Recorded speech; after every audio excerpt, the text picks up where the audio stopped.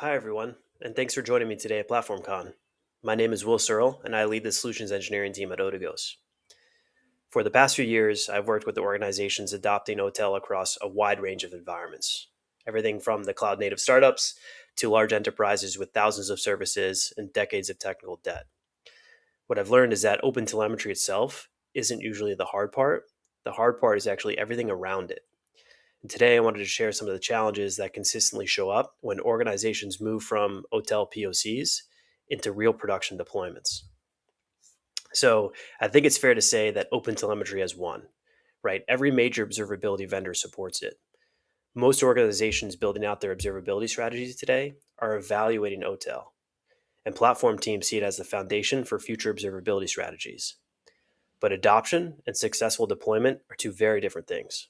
So, getting traces flowing on a handful of services is actually pretty easy, but deploying OpenTelemetry across hundreds or thousands of services, synergizing across multiple teams and legacy applications is where things actually become pretty difficult. The question most organizations are asking today isn't whether they should adopt OpenTelemetry, it's how they can do it without creating operational chaos. So, one of the biggest mistakes I see organizations making today is actually planning their rollouts based on examples that don't really resemble their actual production environment. So, most demos kind of show a handful of services, right? A modern application or a modern runtime, one team or one person, kind of a clean architecture. But enterprise reality is very different. You may have thousands of services, different business units, applications that haven't been updated in years, right? Multiple observability tools that are already deployed, and teams with different priorities and different levels of maturity. Open telemetry adoption often assumes you have a greenfield environment, but most enterprises are anything but greenfield. And understanding that reality up front helps avoid a lot of the surprises later on. So, the first challenge I see is what I call the migration trap.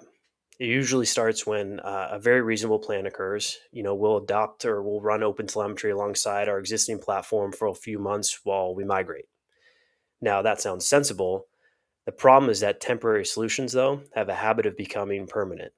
And 6 months later, the organization is still running both systems.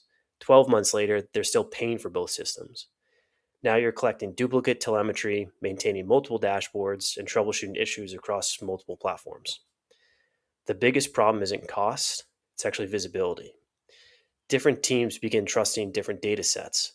And once that happens, you've effectively created multiple versions of the truth. So the lesson here is actually pretty simple. Treat coexistence as a temporary migration phase with clear exit criteria. If you don't define the finish line, you may actually never reach it. The second challenge is what I call the 2 a.m. problem. At some point, every executive asks the same question, right? What happens when this breaks? With traditional observability vendors, the answer is actually usually pretty straightforward. You open up a support case, you escalate, you engage with the vendor, but OpenTelemetry introduces a significantly different model. Now you have SDKs, you've got collectors, exporters, backends, network paths, and deployment pipelines. When telemetry disappears at 2 a.m., ownership isn't always obvious. Is it an application issue? Is it a collector issue, an exporter issue? Is it an issue with your backend, right? The technology itself isn't necessarily more complex, but the support model is different. The organizations that succeed define ownership early. They establish escalation paths before incidents happen, because eventually, as we all know, they will. And the third and fourth challenges are actually often connected. So the first challenge is legacy systems, and the second is organizational complexity.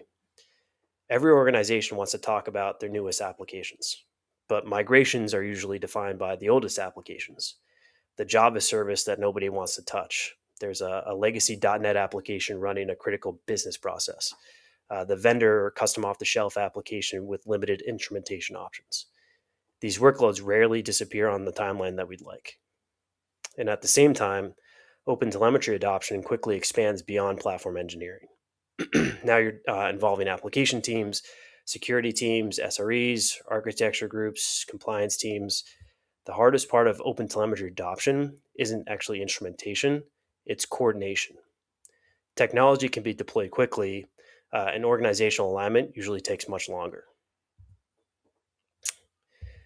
One of my favorite observations from working with customers is actually how predictable the adoption journey becomes.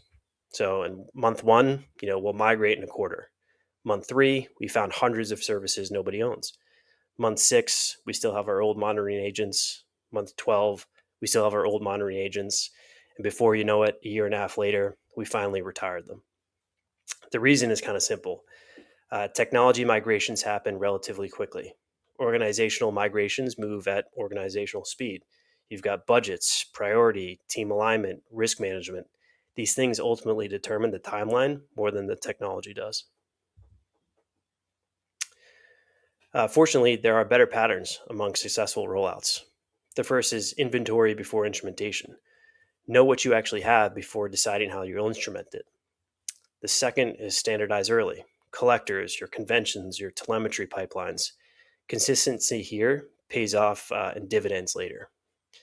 Third, define ownership before incidents occur. Fourth, start small, right? The most successful organizations rarely begin with enterprise wide deployments. They begin with kind of a focused pilot or POC. And finally, measure adoption continuously.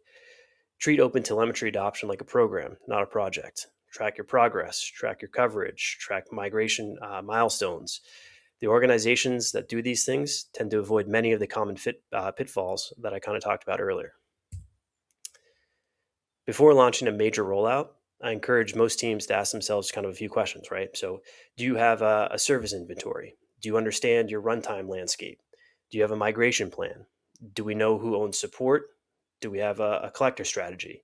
And then, do we know how success will be measured? If the answer to these questions is no, that's okay, but it's important to recognize what you're actually undertaking. You're not just deploying instrumentation, you're beginning a transformation program. And those require a different level of planning and organizational commitment. So I'll leave you with a few final thoughts. Right? OpenTelemetry is a technical standard, but successful adoption is primarily an organizational challenge. The teams that succeed inventory before instrumenting, they standardize before scaling, they define ownership before incidents, they migrate incrementally, and most importantly, they plan for reality rather than planning for the demo environment. OpenTelemetry is an incredible technology, but the organizations that get the most value from it are the ones that recognize the adoption as a journey and not an event.